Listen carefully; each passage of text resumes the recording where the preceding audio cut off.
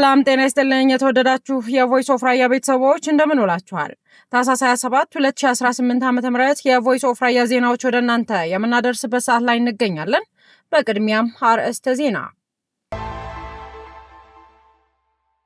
የራያ ህዝብ ማንነቱ ተከብሮ ራሱን በራሱ የማስተዳደር ህገ መንግስታዊ መብቱ ተረጋግጦ በሰላም እንዲኖር እንሰራለን ሲል ስበር ራያ ራዩማ ኢትዮጵያ ሲቪክ ማህበር ገለጸ። በሰሜን ሸዋ 256 ታጣቂዎች ከነሙሉ ትጥቃቸው ለሰራዊቱ እጅ መስጠታቸው የኢፌዴሪ መከላከያ ሰራዊት አስታወቀ። አሰብን ወደ ኢትዮጵያ የተጠቃለለችበት ካርታ በኢፌዴሪ መከላከያ ሰራዊት እጅ መታየቱ በሴራ ያጣነውን የባህር በር ለማግኘት የአሁኑ ትውልድ ራሱን ዝግጁ ይሆን ያሉት ጀነራሉ እያነጋገረ ይገኛል። እነዚህንና ሌሎች ዜናዎች ይዘናል፣ እንድትከታተሉን በአክብሮት እንጋብዛለን። የራያ ህዝብ ማንነቱ ተከብሮ በቋንቋው ተገልግሎ እና ራሱን በራሱ የማስተዳደር ህገ መንግስታዊ መብቱ ተረጋግጦ በሰላም እንዲኖር ለማስቻል ይሰራል ሲል ስበር ራያ ራዩማ ኢትዮጵያ ሲቪክ ማህበር ገለጸ። ስበር ራያ ራዩማ ኢትዮጵያ ሲቪክ ማህበር በኢፌዴሪ ሲቪል ማህበራት ድርጅቶች ባለስልጣን ህጋዊ እውቅና አግኝቶ የተመሰረተ ሀገር በቀል ድርጅት ነው ያለው ማህበሩ የራያ ራዩማ ህዝብ ለረጅም ጊዜ ሲያነሳቸው የቆዩት ህገ መንግስታዊ የማንነት፣ የፍትህ፣ የኢኮኖሚና የማህበራዊ ጥያቄዎች ምላሽ እንዲያገኙ ለመስራት ያለመ መሆኑን ገልጿል። ማህበሩ አክሎም በተለይ በአፍ መፍቻ ቋንቋ የመዳኘትና ራስን በራስ የማስተዳደር መብቶች በሰላማዊና በህጋዊ መንገድ እንዲረጋገጡ ጥረት እንደሚያደርግ በሰጠው መግለጫ አመላክቷል።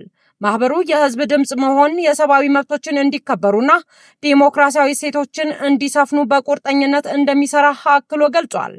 በተያያዘም የማህበሩ ዋነኛ ዓላማ የራያ ህዝብ ማንነቱ ተከብሮ በቋንቋው ተገልግሎ እና ራሱን በራሱ የማስተዳደር ህገ መንግስታዊ መብቱ ተረጋግጦ በሰላም እንዲኖር ማስቻል ነው ያለው ሲሆን ይህ ጥያቄ የሰብአዊ ክብርና የማህበራዊ ፍትህ ጉዳይ በመሆኑ ማህበሩ በህጋዊ ማዕቀፍ ላይ ብቻ በመሰረት የህጋዊ ተሟጋች ሆኖ እንዲቀጥል በማመን በሰላማዊ ውይይት በአቃፊነትና በጋራ እድገት ከመላው የኢትዮጵያ ብሔር ብሔረሰቦች ጋር ያለንን ማህበራዊ ትስስር በማጠናከር ተግቶ ይሰራል በማለት አስታውቋል።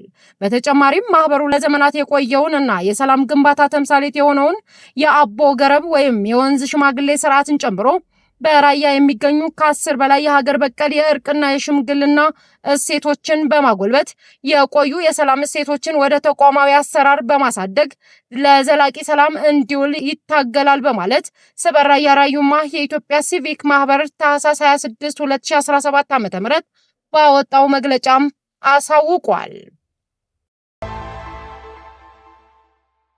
አሰብን ወደ ኢትዮጵያ የተጠቃለለበት ካርታ በኢፌዴሪ መከላከያ ሰራዊት እጅ መታየቱ በሴራ ያጣነውን የባህር በር ለማግኘት የአሁኑ ትውልድ ዝግጁ ይሁን ያሉት ጀነራሉ እያነጋገረ ይገኛል።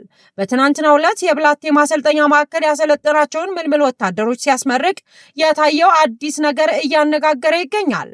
በመሆኑም ልዩ ዘመቻዎች እዝ ማሰልጠኛ ማዕከል ለወራት ያሰለጠናቸውን መሰረታዊ ምልምል ወታደሮች በትናንትናው ዕለት ያስመረቀው። በምረቃው ላይ በተደረገ የሽልማት ስነ ስርዓት ላይ አሰብን ወደ ኢትዮጵያ ያካለለ ካርታ ለተሸላሚ ሲበረከት ከቀናት በፊት በጠላቶቻችን ሴራ ያጣነውን የባህር በር ለማግኘት የአሁኑ ትውልድ ራሱን ዝግጁ ማድረግ አለበት ሲሉ ሜጀር ጀነራል ተሾመ ገመቹ መግለጻቸው ይታወሳል። በመከላከያ ሚኒስቴር የውጭ ግንኙነትና ወታደራዊ ትብብር ዋና ዳይሬክቶሬት ዳይሬክተር ሜጀር ጀነራል ተሾመ ገመቹ እንዲህ ያለው እውነት ሁሉም ዜጋ መገንዘብ ይኖርበታል ሲሉም አሳስበዋል። ከባህር በር ጋር ተፈጥሮን የኖርን መሆናችንን በዓለም መድረክ አሳማኝ ማስረጃ አቅርበን የምናሸንፍበት ቁልፍ ጉዳይ በመሆኑ ሁሉም ኢትዮጵያዊ እውነታውን ሊያውቅ ይገባል ማለታቸው የሚታወስ ነው።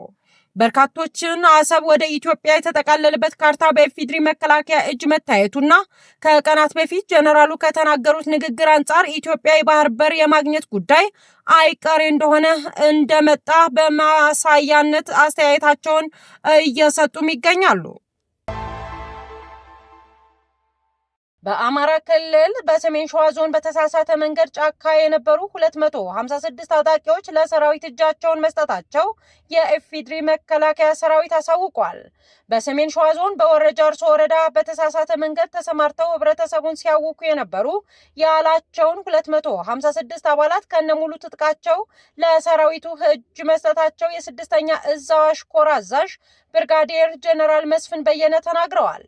አዛዡ በወረዳው በተደጋጋሚ ከህብረተሰቡ ጋር በርካታ ውይይቶች በማካሄድ በተሳሳተ መንገድ ጫካ የገቡ የቡድኑ አባላትና አመራር እጃቸውን እንዲሰጡ ማድረግ መቻሉን ገልጸዋል።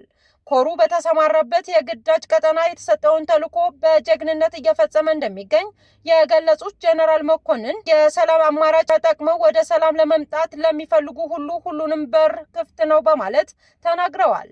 የሰሜን ሸዋ ዞን ፖሊስ መምሪያ አዛዥ ኮማንደር ጸጋዬ ቶላ ለሀገራችን ሰላምና ደህንነት ሲል ሰራዊቱ እየከፈለ ያለውን መስዋዕትነት ከፍተኛ መሆኑን ገልጸው በቀጠናው እየተንቀሳቀሰ የሚገኘው ቡድን ለሰራዊቱ እጅ እንዲሰጥ እየተሰራ ያለው ስራ ተጠናክሮ እንዲቀጥል ገልጸዋል።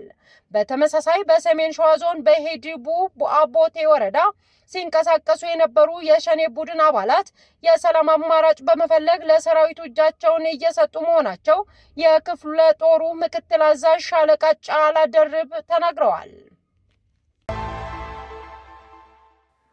ከውጭ ወዳገኘናቸው ዜናዎች ሶማሌላንድ አሜሪካ በቬንዙዌላ ላይ የወሰደችው እርምጃ መደገፏን አሳወቀች። ከሶማሌ ተነጥላ ነፃ ሀገርነቷን ያወጀችው ሶማሌላንድ አሜሪካ በቬንዙዌላ ላይ የወሰደችው ወታደራዊ እርምጃ መደገፏን ገልጻለች። የውጭ ጉዳይ መስሪያ ቤቷ እሁድ ዕለት ባወጣው መግለጫ የአሜሪካንን እርምጃ በደቡብ አሜሪካዊቷ ሀገር ውስጥ ዲሞክራሲያዊ አስተዳደርና የሕግ የበላይነትን ለመመለስ የሚደረግ ዓለም አቀፋዊ ጥረት አካል አድርጋ አቅርበዋለች ተብሏል። የሶማሌላንድ ሪፐብሊክ መንግስት አሜሪካ በቬንዙዌላ ህገ መንግስታዊ ስርዓት፣ ዲሞክራሲያዊ ውክልናና የህግ የበላይነት ወደ ቦታቸው እንዲመለሱ የምትወስደውን የተመጠነ እርምጃ በመርህ ላይ ለመመስረት ትደግፋለች ብሏል የውጭ ጉዳይ ሚኒስትሯ በመግለጫው። ሶማሌላንድ ከአንድ ሳምንት በፊት የመጀመሪያውን ይፋዊ የሀገርነት እውቅና ከእስራኤል ካገኘች በኋላ የትራምፕ አስተዳደርም እውቅና እንደሚሰጣት በተስፋ እየጠበቀች እንደምትገኝ እየተዘገበም ይገኛል። የተወደዳችሁ የቮይስ ኦፍ ራያ ቤተሰቦች የዛሬ የዜና ጥንቅራችን ይህንን ይመስል ነበር። ሰላም።